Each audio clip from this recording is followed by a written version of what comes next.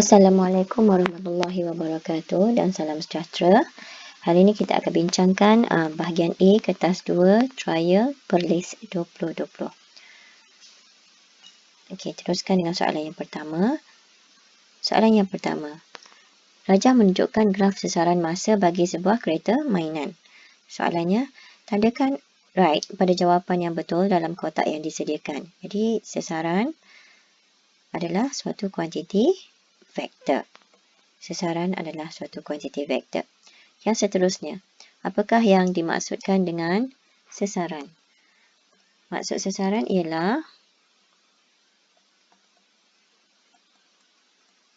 jarak yang dilalui oleh objek pada arah tertentu. Okey, ini kerana merujuk kepada apa itu sesaran. Sesaran adalah kuantiti vektor. So, kuantiti vektor kita akan mengambil kira magnitude dan juga arah. Jadi, definisi sesaran adalah jarak yang dilalui oleh objek pada arah tertentu. Okay, yang seterusnya, C1. Nyatakan kuantiti fizik yang diwakili oleh kecerunan graf. Okay, jadi di sini kuantiti fizik adalah hal laju. Okay. Jadi, merujuk kepada nota di sini. Okay, ini adalah graf sesaran melawan masa. Graf sesaran melawan masa. Jadi, analisis graf sesaran melawan masa ialah kecerunan sesuatu graf dalam graf sesaran melawan masa akan diwakili oleh suatu hal laju. Jadi, kalau merujuk kepada contoh yang pertama, ini adalah graf sesaran melawan masa. Jadi, jika kita mendapat graf seperti ini, iaitu kecerunannya adalah bersamaan dengan nilai hal laju seragam. Okey, untuk rajah yang kedua, jika sesaran melawan masa dengan keadaan kita mendapat graf seperti ini, maka kecerunannya adalah sifar kerana tidak mempunyai apa-apa kecerunan. Maka jika kecerunan adalah sifar, objek kita takrifkan sebagai tidak bergerak ataupun dalam keadaan pegun. Okey, yang ketiga pula, jika graf sesaran melawan masa, okey, dalam keadaan seperti rajah yang ketiga ini, maka ini adalah kecerunannya semakin lama semakin bertambah. Jadi kita boleh menganalisis bahawa hal laju objek ataupun jasad semakin bertambah. Kita merujuk kepada situasi kecerunannya semakin bertambah. Okay. Rajah yang keempat pula, iaitu sesaran melawan masa seperti rajah yang keempat ini, maka kita boleh menganalisis bahawa kecerunannya berkurang. Maka jika kecerunan berkurang, hal laju akan berkurang. Jadi di sini menunjukkan segitiga yang landai, maka nilai kecerunan tersebut adalah kecil. Jadi kita boleh menganalisis bahawa hal lajunya berkurang. Okay. Jadi untuk soalan yang terakhir iaitu 1C2, nyatakan sela masa ketika kereta mainan dalam keadaan pegun. Jadi merujuk kepada kehendak soalan, mencari ketika keadaan kereta mainan itu dalam keadaan pegun. Jadi bila dalam keadaan pegun, kita akan merujuk kepada situasi di sini. Okey, iaitu di mana di sini tiada kecerunan. Okey, atau kita boleh nyatakan kecerunan sifar. Maka jika kecerunan sifar, kita boleh takrifkan bahawa objek dekat sini akan berada dalam keadaan pegun. Okey, jadi sela masanya adalah daripada T0 hingga T8. T0 hingga T8. Okey, soalan yang kedua. Rajah menunjukkan satu sistem kawalan menggunakan gate logik yang menghidupkan sebuah penyaman udara secara automatik. Jadi di dalam raja ini diberikan satu detektor satu, iaitu pengesan satu dan juga pengesan dua.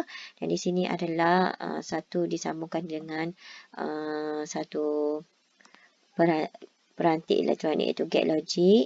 Di sini gate logicnya adalah gate atau, dan akhir sekali disambungkan kepada penyaman udara. Jadi kita merujuk kepada soalan yang kedua, apakah gate logic? Apakah gate logic? Jadi di sini merujuk kepada apakah gate logic, itu adalah definisi gate logic. So gate logic adalah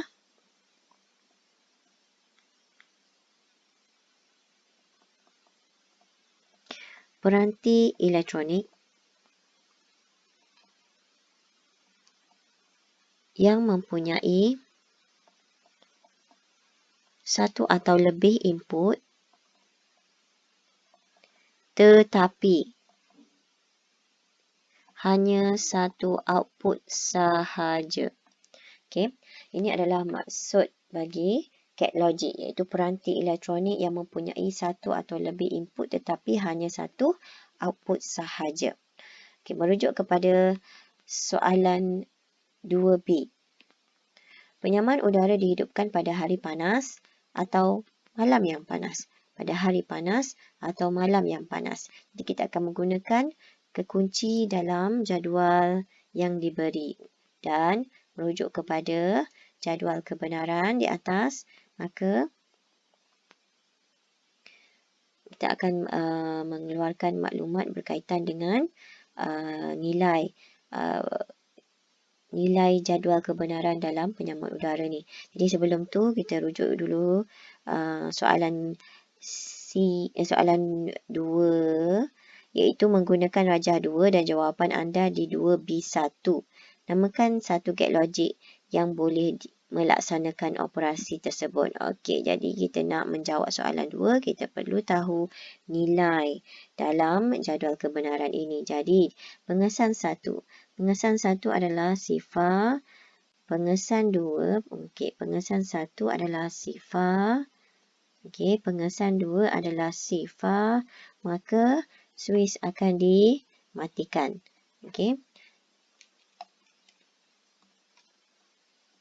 Yang kedua, pengesan 1 adalah sifar.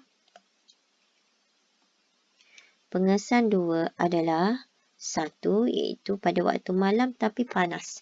Jadi, aircon akan dihidupkan. Jadi, nilai kat sini adalah 1. Yang seterusnya, pengesan 1 adalah 1. Pengesan 2 adalah sifar pada waktu siang tapi sejuk.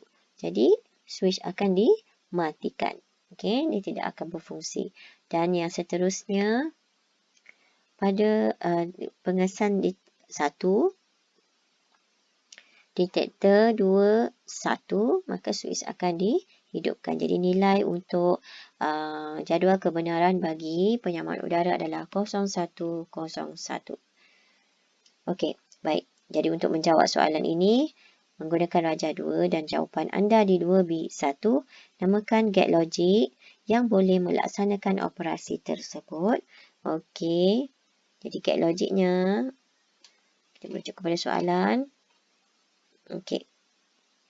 Macam mana nak dapatkan apakah gate logic yang digunakan dalam ruangan petak ini? Okey. Kita letakkan dulu nilai, iaitu detektor 1, jika 2 kaki peranti, jadi kita ada 2 input, maka kita cuba letakkan nilai 0011 dan juga detektor 2 ini, iaitu pengesan 2, nilainya sama dengan hasil. Jadi hasil di penyaman udara tadi adalah 0101. Maka kaki ini akan merujuk kepada nilai input 0101.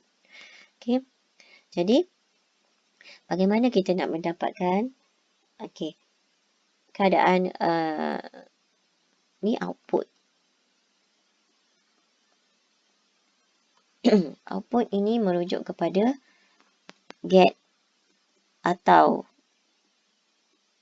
sebelum dia keluar kepada output. Jadi di sini, di ruangan petak ini, ia adalah suatu peranti elektronik yang perlu kita cari. Iaitu kita kena cuba jaya lah ni ya. Jadi kita cuba dengan get yang pertama iaitu get dan. Jadi cuba cari nilai kalau kita meletakkan ia adalah suatu get dan. Maka 0, 0, 0 darab 0, 0, 0 darab 1, 0, 1 darab 0, 0 dan 1 darab 1, 1. Okey, cuba kita selesaikan dengan nilai di kaki get atau iaitu dengan nilai 0001 dan juga 0101. Adakah kita boleh mendapatkan output 0101?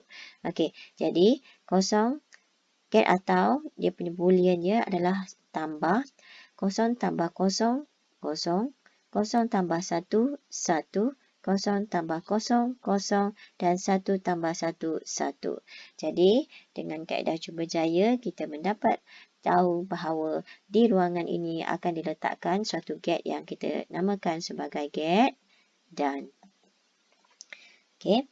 Jadi, untuk menjawab soalan yang seterusnya, iaitu namakan satu get logik. So, getnya adalah get dan. Okey. Dalam rajah 2, lukis get logik tersebut. Jadi, cikgu sudah melengkapkan rajah tersebut dengan rajah get logik get dan. Okey. Soalan yang ketiga. Okey, sebelum merujuk kepada soalan yang ketiga, kita rujuk dulu sedikit nota iaitu ini adalah get logik, simbol bagi setiap get. Okey, yang pertama iaitu get dan. Jadi boolean algebranya adalah y sama dengan a dot b. A dot b. Okey, yang kedua iaitu get atau. Ini adalah simbol bagi get atau. Maka booleannya adalah y sama dengan a tambah b. Yang seterusnya get tak. Get tak, ini simbol get tak mempunyai satu input sahaja. Jadi boolean untuk get tak adalah y sama dengan a bar. Okey. Yang seterusnya itu get tak dan. Ini adalah simbol bagi get tak dan. Jadi booleannya adalah y sama dengan a dot b bar. Dan yang terakhir sekali iaitu get tak atau, simbol get tak atau. Dan ini adalah boolean algebra untuk get tak atau iaitu a tambah b bar. Okey. Kita teruskan dengan soalan yang ketiga. Itu rajah menunjukkan dua kuali leper iaitu model A, model B. Model A, permukaan berkilat dan muatan haba tentu adalah tinggi. Manakala model B pula permukaannya gelap dan muatan haba tentunya adalah rendah. Di maklumat di sini kita akan gunakan untuk menjawab soalan yang diberi iaitu yang pertama 3A. Apakah yang dimaksudkan dengan muatan haba tentu? Apakah yang dimaksudkan dengan maksud muatan haba tentu? Jadi muatan haba tentu ialah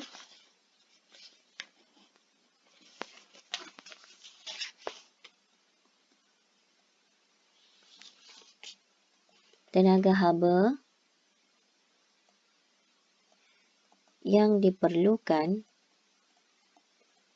untuk meningkatkan atau menaikkan suhu 1 kg bahan sebanyak 1 darjah Celsius. Ini adalah maksud muatan haba tentu, iaitu tenaga haba yang diperlukan untuk meningkatkan suhu 1 kg bahan sebanyak 1 darjah Celsius. Jadi, soalan yang seterusnya, berdasarkan rajah 3, tentukan model kuali leper yang dapat menyerap haba dengan berkesan. Okey, jadi merujuk kepada rajah 3, kuali yang dapat menyerap haba dengan lebih berkesan. Kalau merujuk kepada ciri-cirinya, kita akan mencari Kuali lepe model B. Kerana satu iaitu permukaannya gelap dan satu lagi muatan haba tentunya adalah rendah. Jadi jawapannya adalah model B. Okey, soalan yang seterusnya.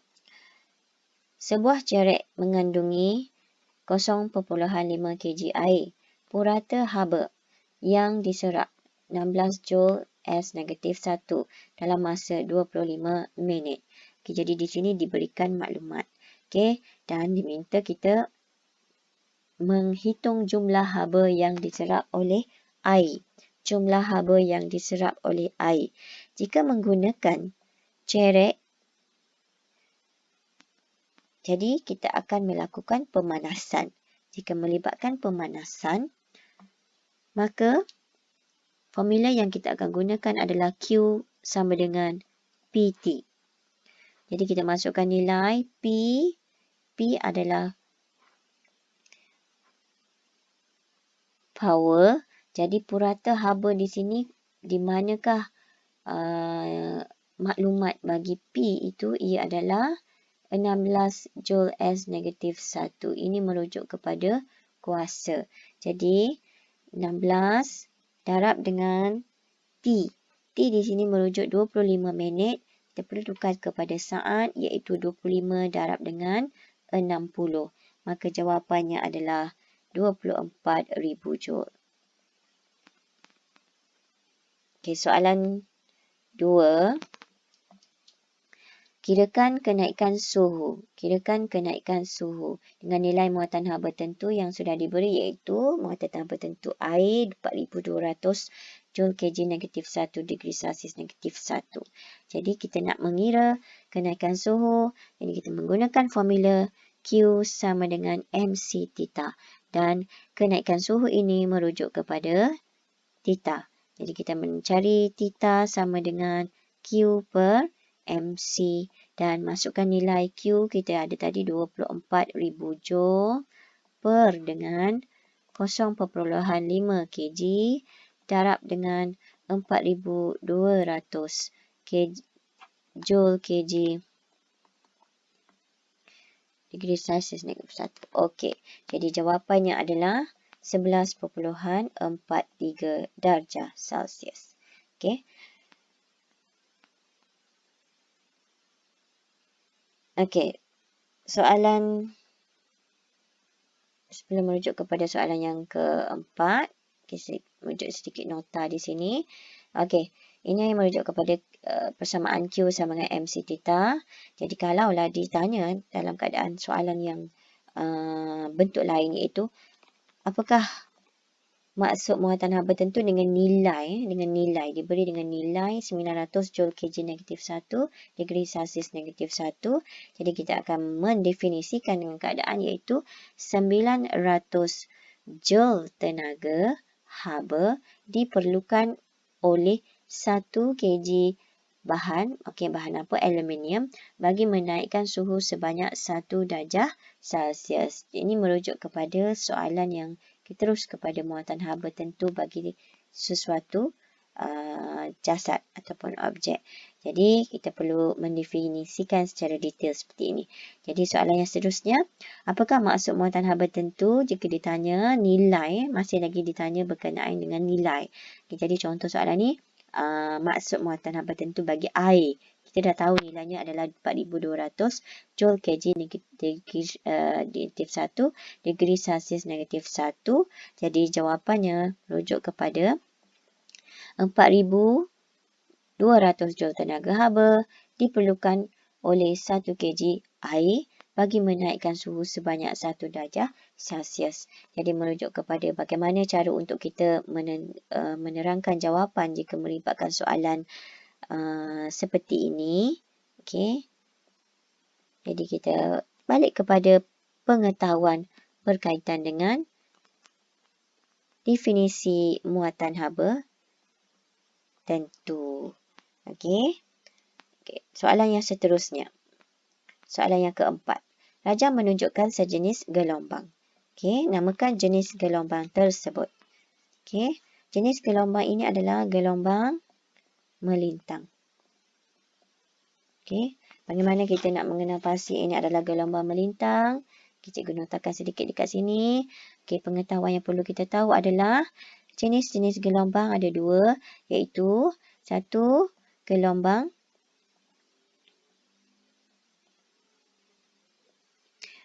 melintang dan satu lagi gelombang membujur. Gelombang melintang ini adalah keadaan di mana gelombangnya adalah zarah medium bergetar pada arah berserenjang dengan arah perambatan gelombang. Jadi ini adalah merujuk kepada gelombang melintang di mana arah perambatan gelombang berserenjang dengan arah gerakan zarah.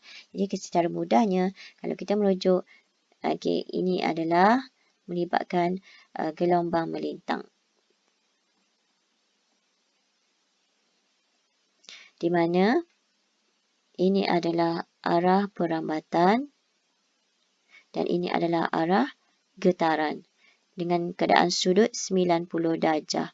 Jadi ia adalah berserenjang. Dan maklumat yang seterusnya, pengetahuan yang perlu kita tahu iaitu gelombang membujur, di mana gelombang membujur ini iaitu satu gelombang yang mana zarah mediumnya bergetar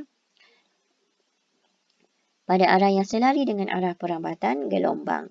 Jadi kalau merujuk kepada keadaan ini adalah keadaan di mana gelombang membujur, iaitu arah getaran selari dengan arah perambatan. Okey, jadi ini bagaimana cara untuk kita memahami jenis gelombang dengan lebih baik. Okey, jadi teruskan dengan soalan yang keempat, iaitu gariskan pernyataan berikut. Getaran medium bagi gelombang di atas, iaitu merujuk kepada gelombang melintang, iaitu jawapannya adalah berserenjang. Okey, yang seterusnya soalan B. Rajah menunjukkan fenomena pembiasan gelombang air. Jadi, jika diberikan dengan keadaan seperti ini, bagaimana kita nak melaksanakan soalan melukis corak gelombang pada kawasan cetek? Jadi, jika soalan merujuk kepada soalan iaitu suatu pembiasan gelombang air daripada kawasan dalam ke kawasan cetek, apa yang perlu kita lihat adalah di dalam soalan ini sudah diberikan iaitu satu muka gelombang dan juga dengan arah perambatan gelombang. Okey, jadi di sini apa yang perlu kita lukis adalah iaitu garis norma. Merujuk kepada di mana arah perambatan di sekat sini. So sini adalah terlukis garis norma. Okey, setelah melukis garisan norma, okey, kita perlu merujuk kepada pengetahuan iaitu di mana jika pembiasan merambat daripada kawasan dalam ke kawasan cetek, arah perambatan akan mendekati garis normal. Dia akan mendekati garis normal. Jadi, kita akan melukis arah perambatan di mana satu keadaan di mana ia akan mendekati garis normal.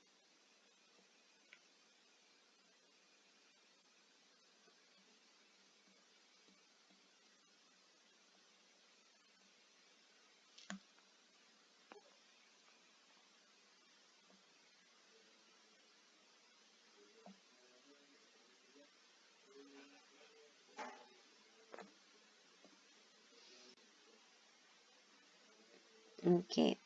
Jadi ini adalah arah perambatan. Okey, baik.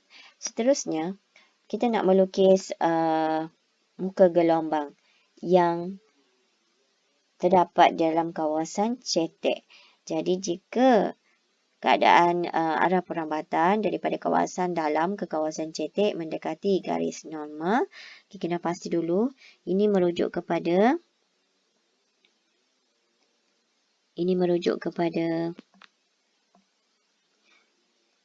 sudut I. Dan ini pula merujuk kepada sudut R. Okey. Okey, baik. Kita nak lukis muka gelombang dalam kawasan cetek. Jadi muka gelombang, definisi muka gelombang iaitu ianya adalah sentiasa 90 darjah dengan arah perambatan. Jadi, bagaimana nak melukis muka gelombang? Mesti 90 darjah dengan arah perambatan. Jadi ini adalah arah perambatan kita. Okey.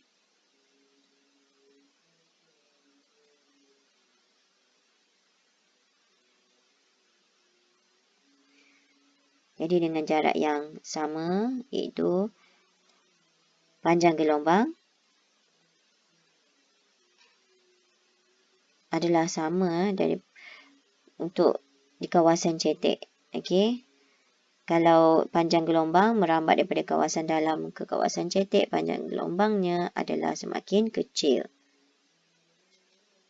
Okey, ini merujuk kepada rajah yang boleh cikgu lakarkanlah untuk soalan ini.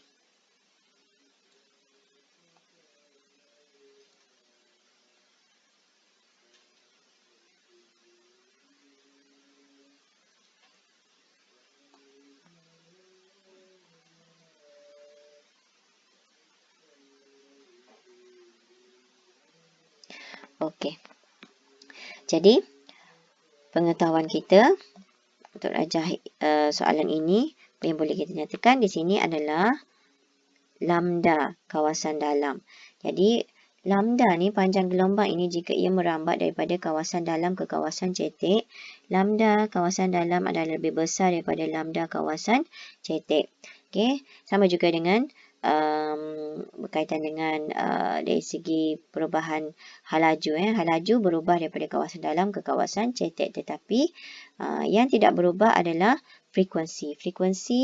Frekuensi kawasan dalam adalah sama dengan frekuensi di kawasan cetek.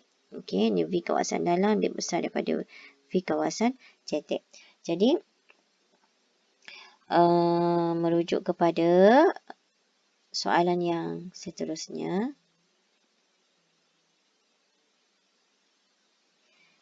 Apakah yang berlaku kepada halaju gelombang air pada kawasan cetek? Jadi, pengetahuan yang cikgu dah terangkan tadi, apakah yang berlaku pada halaju gelombang? Halaju akan berkurang. Okey, yang seterusnya. Iaitu diberikan maklumat, iaitu ada V kawasan dalam dengan nilai 100 cms negatif 1 dan lambda kawasan dalam dengan nilai 40 cm. Kira halaju kawasan cetek. Kita nak kira V kawasan cetek dengan maklumat panjang gelombang yang sudah diberi, iaitu lambda kawasan cetek 20 cm. Jadi, merujuk kepada pengetahuan di mana dalam keadaan ini pembiasan frekuensi kawasan dalam adalah sama dengan frekuensi kawasan cetek. Jadi kita akan menggunakan pengetahuan tersebut, iaitu frekuensi kawasan dalam sama dengan frekuensi kawasan cetek, maka V kawasan dalam per dengan lambda kawasan dalam mesti sama dengan V kawasan cetek per dengan lambda kawasan cetek. Jadi kita nak mencari nilai V cetek. Okey, kita nak cari nilai ini. Maka V kawasan cetek adalah bersamaan dengan V kawasan dalam per dengan lambda kawasan dalam darab dengan lambda cetek. Jadi, masukkan nilai 100 per dengan 40 darab dengan 20. Dan kita dapat jawapan 50 cms negatif 1. Okey. Okey. Sini ada sedikit nota, iaitu fenomena, bagaimana kita memahami fenomena pantulan dalam penuh. Tapi kat sini merujuk kepada pengetahuan iaitu berkaitan dengan suatu pantulan. Okey, untuk rajah yang pertama, ini merujuk kepada di mana sudut tuju I lebih besar daripada sudut biasan R. Okey, ini keadaan di mana sudut tuju I lebih besar daripada sudut biasan lebih kecil daripada sudut biasan R. Okey, jadi apabila alur cahaya merambat dari medium lebih tumpat ke medium kurang tumpat, cahaya akan terbias menjauhi garis norma. So, dia akan reflect jauh daripada garisan norma. Okey, reflect daripada jauh daripada kawasan garisan norma. Okey, rajah yang kedua. Okey, apabila sudut tuju I ditambah, alur cahaya terbias akan semakin menjauhi garis normal. Jadi kalaulah I ini kita tambahkan nilai sudut dia, maka nilai sudut R akan terbias menjauhi lagi daripada garisan normal. Okey. Untuk keadaan yang seterusnya, di mana kita nak memahami sudut genting. Okey. Pada sudut 7, I, alur cahaya terbias akan menghasilkan sudut biasan R dengan nilai 90 darjah. Jadi jika suatu sudut I di mana menghasilkan satu sudut bias dengan nilai 90 darjah seperti ini, maka I ini kita akan namakan sebagai sudut genting, iaitu C. C ini adalah nilai untuk sudut genting di mana contoh sudut genting bagi kaca. Sebabnya raja ini kaca, maka nilainya 42. Jadi makin mana kita nak mencari sudut genting. Sudut genting adalah di mana sudut biasnya adalah 90 darjah. Jadi sudut I akan kita namakan sebagai sudut genting. Okey, yang seterusnya, jika I itu lebih besar daripada sudut genting. Okey, kalau merujuk kepada raja ini, I adalah lebih besar daripada C. Maknanya kalau untuk medium kaca tadi, nilai C-nya adalah 42.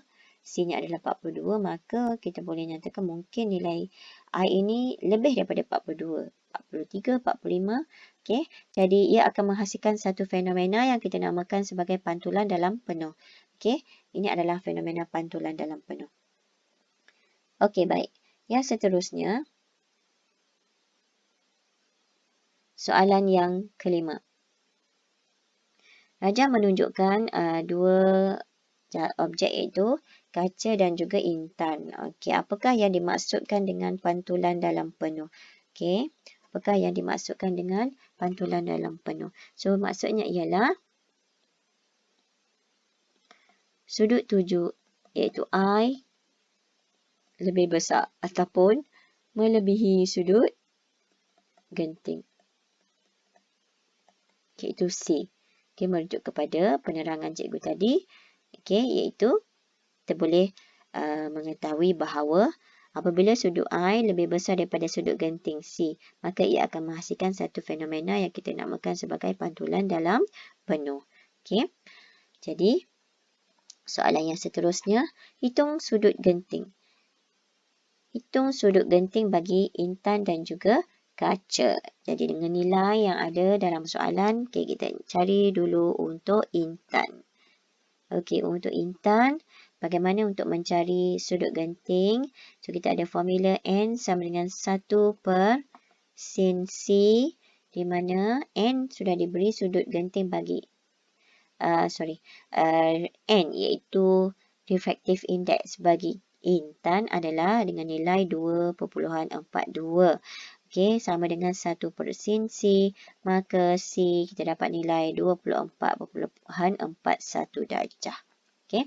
Untuk kaca pula, kita masukkan nilai dalam formula N sama dengan 1 per sin C, di mana N itu adalah 1.50 per dengan sin C. So, C kita akan dapat nilai 41.81 darjah. Okey. Yang seterusnya. Perhatikan rajah 51 dan 52, bandingkan indeks biasan. So, perbandingan, kita dapat nilai 5.2 lebih besar daripada refractive index 5.1. Dan perbandingan untuk sudut 7 pula, 5.2 lebih besar daripada 5.1. Okey, yang seterusnya. Dari jawapan 5B, bandingkan sudut genting bagi kaca dan juga intan. Bandingkan sudut genting bagi kaca dan juga intan. Jadi, perbandingannya adalah dengan nilai yang kita dapat tadi, sudut genting kaca melebihi sudut genting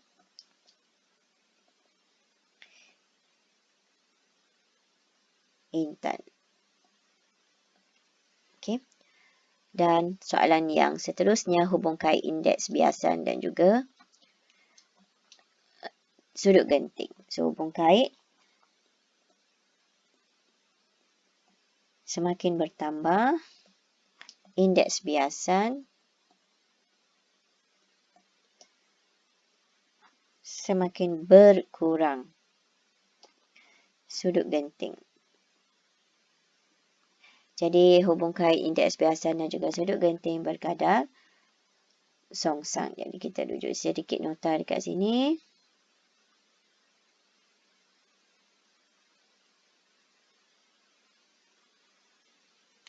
Okey. Hubungan antara sudut genting dan juga indeks biasan. Ini sedikit nota berkaitan dengan C dan juga N. Di mana indeks biasan kita boleh cari menggunakan nisbah sin I per sin R. Jadi sin I ini adalah merujuk kepada medium kurang tumpat. Manakala R pula medium lebih tumpat. Jadi bagaimana kita nak mengeluarkan formula iaitu N sama dengan sin C.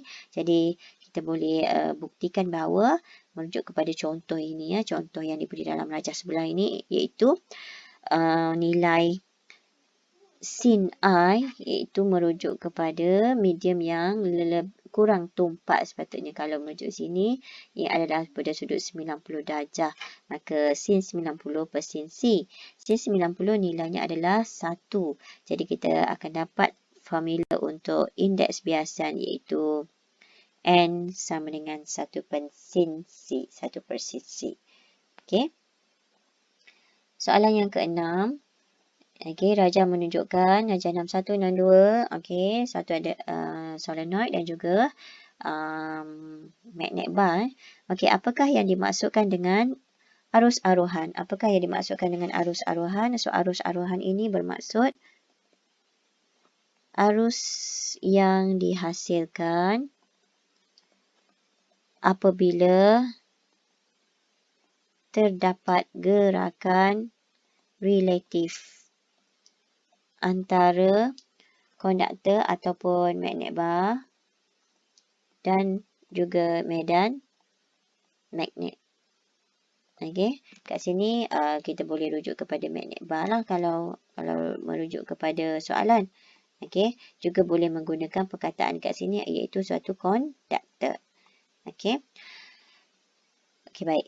Jadi, merujuk kepada rajah 61 dan 62, bandingkan. Soalan perbandingan ni boleh rujuk kepada rajah. Jadi, yang pertama, bandingkan bilangan lilitan solenoid. Bilangan lilitan solenoid 6.1 lebih banyak daripada 6.2. Jadi, 6.1 lebih besar daripada 6.2. Dari segi kekuatan medan magnet merujuk kepada bilangan lilitan. Okey.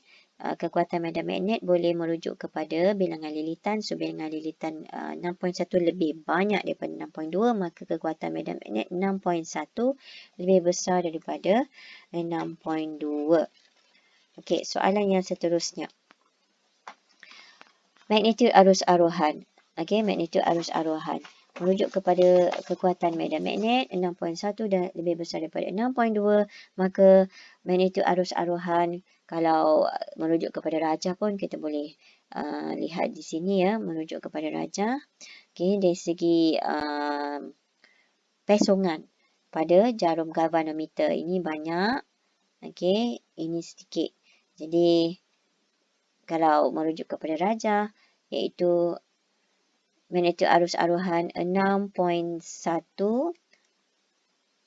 lebih besar daripada 6.2. Okey, yang seterusnya. Berdasarkan jawapan anda di B, nyatakan hubungan antara kekuatan medan magnet dan juga magnitude arus. So, ia berkadar langsung, jadi kita boleh menyatakan hubungan iaitu semakin bertambah kekuatan medan magnet, semakin bertambah magnitude arus aruhan. Okey. Berkadaran secara langsung. Okey, yang seterusnya namakan hukum fizik yang terlibat. So, di sini melibatkan hukum Faraday. Okey. Di sini rujuk kepada sedikit nota dulu sebelum soalan yang seterusnya, iaitu hukum Faraday. Maksud hukum Faraday adalah magnitude daya gerak elektrik ataupun DGE terarus dalam suatu konduktor adalah berkadar langsung dengan perubahan flux magnet. Jadi merujuk kepada soalan ini, okey, ia melibatkan bilangan lilitan sebagai satu faktor manipulasi. Jadi semakin bertambah bilangan lilitan pada gegelung, maka semakin bertambahlah arus aruhan yang mengalir dalam konduktor dengan syarat pergerakan magnet bar itu adalah seragam ya. Jadi di sini kita teruskan dengan soalan yang seterusnya, iaitu jika solenoid PQ disambung kepada bateri, satu magnet bar digantung bersebelahan dengan hujung Q. Okey, apa yang akan berlaku? Terangkan. Apabila switch S dihidupkan, apa yang berlaku kepada magnet bar? Okey, jika switch S dihidupkan, maksudnya akan terdapat pengaliran arus. Ini adalah terminal positif, ini negatif. So, ini adalah pengaliran arus. So, kita merujuk kepada pergerakan aliran arus. So, merujuk kepada solenoid, anak panahnya adalah ke bawah. Maka, kita akan menggunakan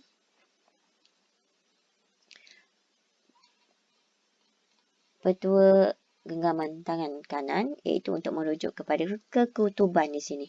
Okey.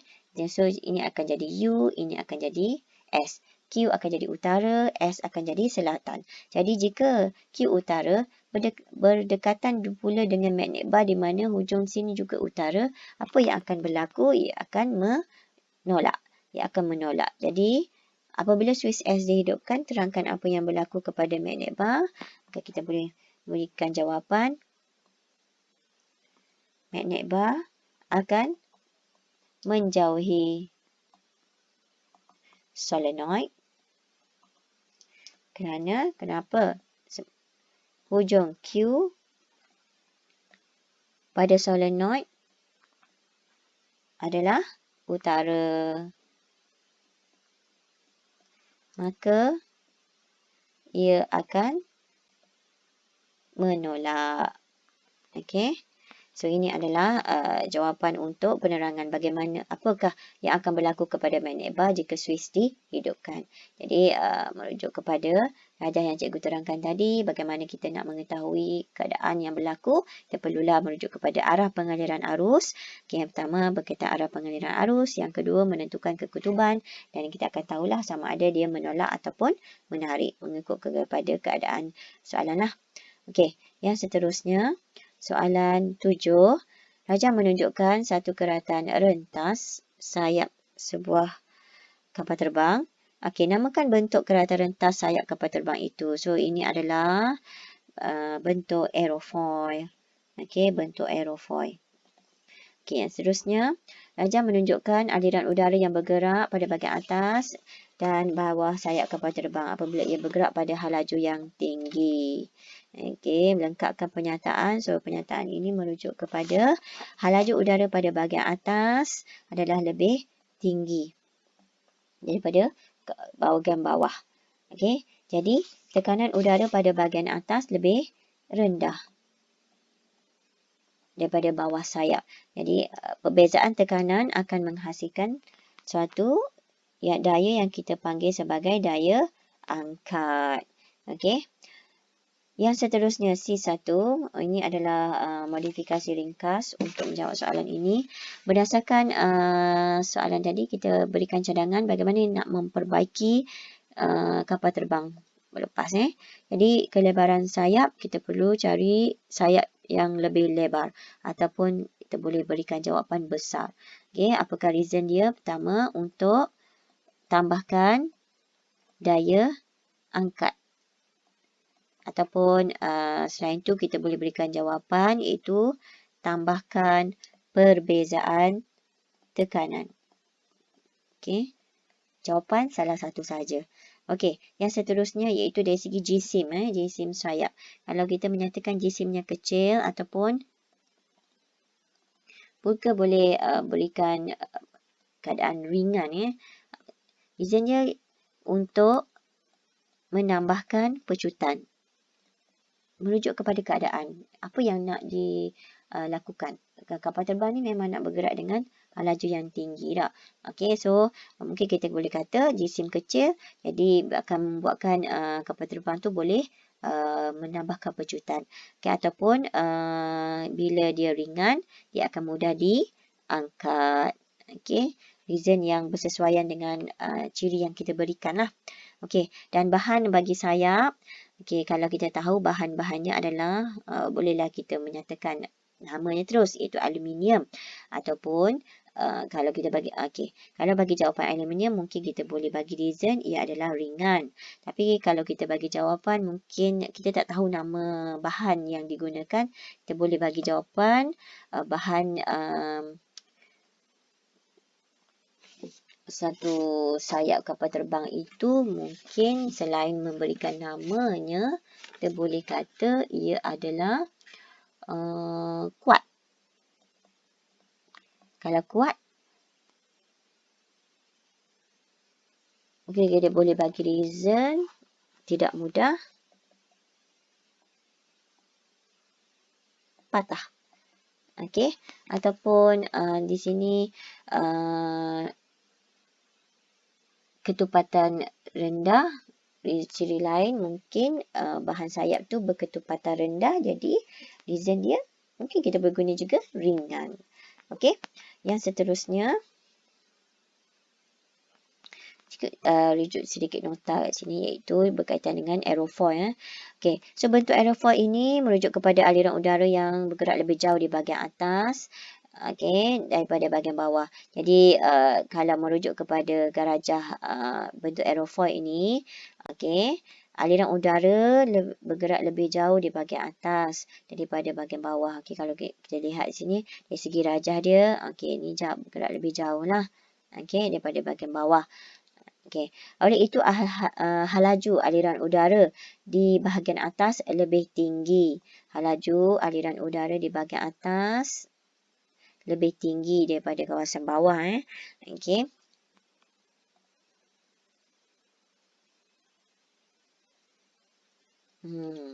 V kat bawah adalah rendah. Okey, menurut prinsip Bernoulli, laju udara tinggi, tekanan akan berkurang. Okey, laju udara tinggi, tekanan akan berkurang. Jadi, jika sesuatu laju di kawasan, contohnya di kawasan bawah, laju dia rendah, maka di sini menurut prinsip Bernoulli, P adalah tinggi. Okey, jika bahagian atas pula lajunya adalah tinggi, P-nya adalah rendah. Okey, ini merujuk kepada apa benda ni? Okey, ini adalah perbezaan tekanan. So, perbezaan tekanan akan menghasilkan suatu daya angkat. So, daya angkat ini akan menolak ke atas. Okey.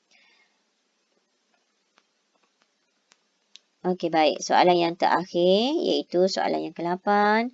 Rajah menunjukkan suatu sistem di sebuah kilang memastikan ketebalan. Okey, untuk merujuk kepada ketebalan kepingan karbon. Okey, ini adalah memilih pemilihan yang mudah. Okey. Apakah yang dimaksudkan dengan radioisotop? So, radioisotop ialah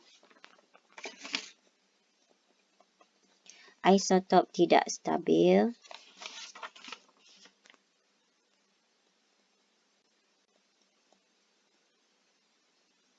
menjadi stabil dengan membebaskan sinaran radioaktif. Okey, isotop tak stabil berubah menjadi stabil dengan membebaskan sinaran radioaktif. Okey, yang seterusnya berdasarkan jadual 8, nyatakan sifat radioisotop yang sesuai untuk mengesan ketebalan. Jadi untuk merujuk kepada jadual yang diberi, okey, kita perlu membuat pemilihan. Okay, kita akan pilih kalau nak buat pemilihan, mesti kita kena rujuk dulu jadual dan perlu tahulah yang mana kita nak pilih merujuk kepada ciri-ciri. Okey, dari segi half-life, kita akan pilih half-life yang tinggi. Okey, yang tinggi. Jadi di sini merujuk kepada half-life yang paling tinggi. Okey. Mungkin ada beza 5.27 tahun dengan 28.5 tahun. Jadi sebelum kita memilih, kita perlu tengok dululah ciri-ciri yang lain. Jadi kalau untuk half-life, kita perlu tahu half-life yang tinggi. Dari segi sinaran, jenis sinaran pula, sinaran yang kuasa penembusan dia tinggi. Manakala dari segi physical state pula, dalam kilang ni kita menggunakan pepejal. Jadi apakah ciri-ciri yang diperlukan tadi? Okey, separuh hayat. Kita perlukan separuh hayat yang besar ataupun tinggi. Okey. Reason dia kalau untuk besar. Separuh hayat yang lama. Okey. Reasonnya mungkin kita boleh gunakan untuk kilang. Okey. Jimatkan kos.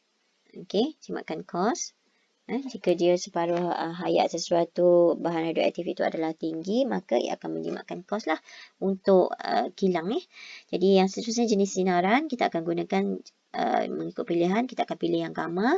Sebab apa? Iaitu kuasa penembusan tinggi. Kuasa penembusannya adalah tinggi. Okey, yang seterusnya. Keadaan fizikal pula, dalam kilang kita akan gunakan sesuatu bahan radioaktif itu dalam keadaan pepejal. Sebab apa? Ia mudah dikendalikan. Okey, dalam kilang kita mencari sesuatu bahan yang mudah dikendalikan. Okey, yang seterusnya. Berdasarkan jawapan di 8B, tentukan radioisotop yang sesuai. So, radioisotop yang sesuai adalah kobalt 60. Okey, menurut pilihan yang ada iaitu kobalt 60. Okey, seterusnya nyatakan perubahan bacaan pembilang apabila cardboard yang lebih tebal digunakan. So, kalau cardboard tebal, kalau merujuk kepada keadaan darjah 8 ni,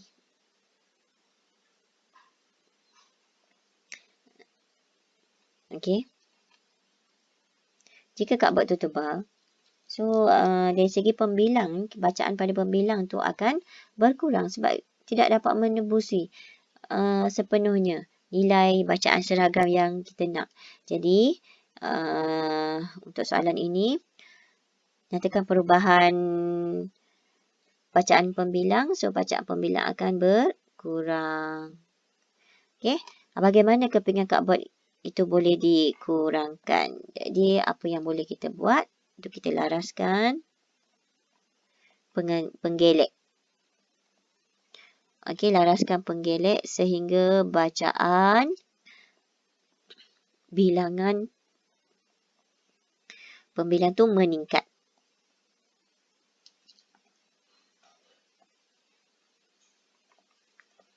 Dan seragam dengan nilai yang dikehendakilah.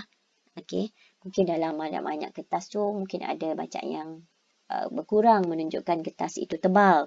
Jadi kita boleh laraskan penggelek sehingga bacaan bilangan meningkat dan seragam. Okey, yang seterusnya kita nak menghitung masa yang diambil. Okey, sesuatu kobalt itu berkurang menjadi 6.25% daripada nilai asal. Jadi kalau diberi peratusan dengan 6.25% daripada nilai asal, kita akan menggunakan nilai asal iaitu 100%. Okey, mereput separuh hayat, dia akan menjadi 50%. Mereput lagi separuh hayat, daripada 50% menjadi 25%, dan mereput lagi menjadi 12.5%, dan sehinggalah kita dapat dengan nilai 6.25%, iaitu setelah mereput daripada 12.5, dia akan mereput menjadi 6.25% separuh hayat. Okey. Jadi nilainya di sini, ini ada satu T setengah, ada T setengah yang kedua, T setengah yang ketiga, dan sini ada T setengah yang keempat. Jadi ada 4 T setengah, ada 4 T setengah, maka kita masukkan nilai, iaitu 4 darab dengan nilai untuk setiap separuh hayat sudah diberi, iaitu 5.27 tahun. Jadi kita masukkan dengan 5.27 tahun, so dapatkan nilai iaitu 21.08 tahun. Okey. Jadi ini sahaja berkaitan dengan skema jawapan bagi tugasan bahagian A, kertas 2, trial per list. Okay, diharapkan dapat membantu anak-anak untuk memahami dengan lebih baiklah berkaitan dengan penerangan dalam tugasan yang diberi. Okay, baik, sekian. Terima kasih.